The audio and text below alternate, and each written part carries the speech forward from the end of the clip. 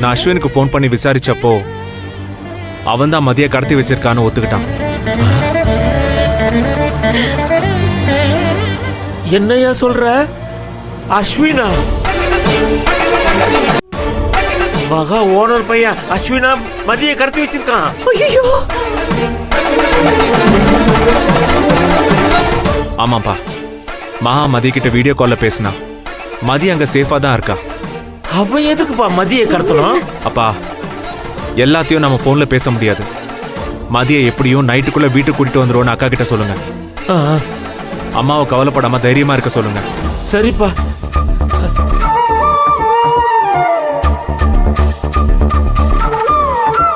வெண்ணிலா, என்ன? என் பொண்ணு அந்த அஸ்வின் கடத்தி வச்சிருக்கான் அதானே? இப்ப புரியுதா? இப்ப புரியுதா? என் பொண்ணு காணாம போனதுக்கு அந்த மகா தான் காரணமா இருப்பான்னு சொன்னனே, புரியுதா? செல்வம் என்னதான்ப்பா சொல்றான்? அஸ்வின் வீடியோ கால்ல போன் பண்ணி மதி கிட்ட மகா வீடியோ கால்ல பேசிட்டாலாம். சேஃபா தான் இருக்கலாம். இன்னைக்கு நைட்டுக்குள்ள குழந்தைய மீட்டுட்டு வந்துருவோம், பயப்படாம இருக்குன்னு சொல்றாமா. பயப்படாம இருக்கணும், பயப்படாம இருக்கணும். அவளை பிளாக்மெயில் பண்றதுக்காக எவனோ ஒருத்தன் ஏன் பொண்ணை கடத்தி வச்சிருப்பான். பெத்தவன் நான் பயப்படாம இருக்கணுமா? எப்படி நான் பயப்படாம இருக்க முடியும்? என் குழந்தைக்கு மட்டும் ஏதாவது ஒண்ணு ஆச்சு, அவளால என்ன பண்ண முடியும்? அப்போ வந்து மகா நல்ல விளக்கம் தான் கொடுப்பா.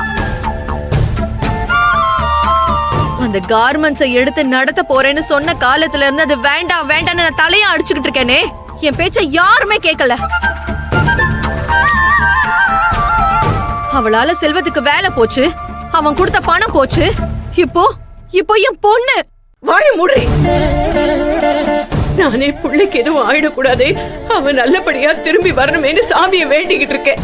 அது போச்சு இது போச்சுன்னு ஏதோ புலம்பிக்கிட்டு இருக்கேன். குழந்தை நல்லபடியா வந்து சேருவா. அது வரைக்கும் உன் திருவாயை வச்சுக்கிட்டு ஏதாவது உடகிட்டு இருக்காரு. குழந்தை பத்திரமா வந்துருவா. இப்போ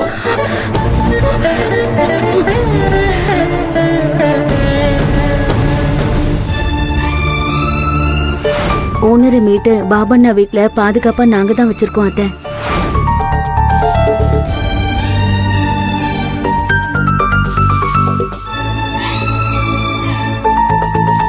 ஏங்கா, நைட்டுக்குள்ள மதியம் மீட்டுட்டு வந்துருவோன்னு சொன்னியே, அப்படின்னா ஓனர் அஸ்வின் கிட்ட ஒப்படைக்க போறியா?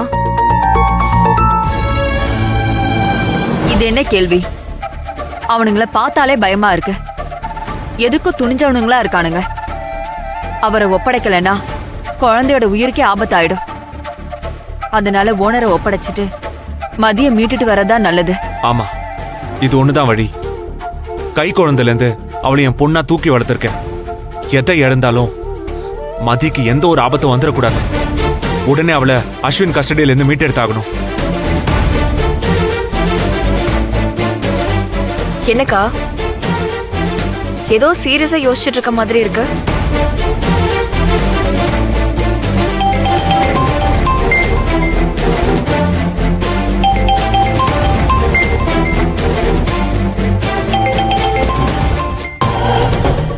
ஹலோ, சொல்லு. பா, என்ன ஒரு வேகம்! ஒரு ரிங்கு கூட முழுசா போகல, இவ்வளோ ஃபாஸ்டா காலை பிக் பண்ணிட்ட. உன் அப்பாவை எங்க எப்போ உன்கிட்ட ஒப்படைக்கிறேனோ அப்ப மதிய நீயும் எங்ககிட்ட சேஃபா ஒப்படைச்சிடணும். ஷார், நான் எதுக்காக ஃபோன் பண்ணோன்னா அதை மட்டும் பேசு. எதுக்காக வெட்டி பேச்சு அதானே? ஓகே ஓகே, என் அப்பாவை எங்க எப்போ ஒப்படைக்கணும் சொல்றேன், கவனமா கேட்டுக்கோ.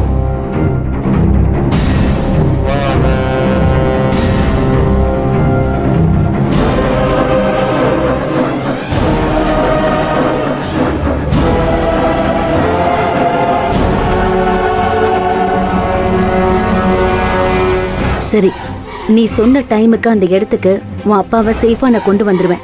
அதே மாதிரி நீயும் மதிய பத்திரமா கொண்டு வந்து என்கிட்ட ஒப்படைக்கணும். குழந்தை மேல ஏதாவது ஒரு சின்ன கீறல் விழுந்தா கூட அப்புறம் நான் மனுஷாவே இருக்க மாட்டேன். நான் சொல்ல வேண்டிய டயலாக்லாம் நீ சொல்லிட்டு இருக்க. என் அப்பாவை ஒப்படைக்காம ஷோ காட்டி சீட் பண்ணி மதியை காப்பாத்திடலான்னு உன் புத்திசாலித்தனத்தை காட்ட நினச்ச. உனக்கு குழந்தையோட உயிர் எவ்வளோ முக்கியம்னு எனக்கு தெரியும். அதே மாதிரி நானும் எல்லாத்துக்கும் துணிஞ்சவன்னு உனக்கு தெரியணும். நான் எதுக்காக உன்னை சீட் பண்ணணும்? குழந்தை உயிரை பணையம் வைக்க நான் என்ன முட்டாளா? அப்படி எந்த எண்ணமும் எங்களுக்கு கிடையாது. நீ சொன்ன நேரத்துக்கு சொன்ன இடத்துக்கு உன் அப்பாவோட நாங்க அங்க வந்துருவோம். நீயும் மதியோட வந்துரு. யா டன்.